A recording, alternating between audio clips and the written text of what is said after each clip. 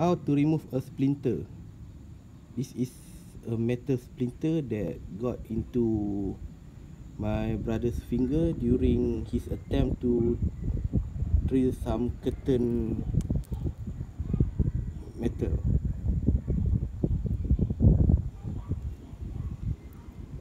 It is very difficult to remove because we did not have a nail clipper.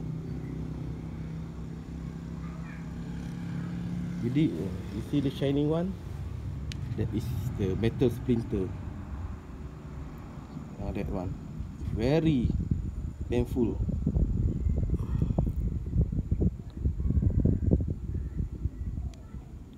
Finally we did it.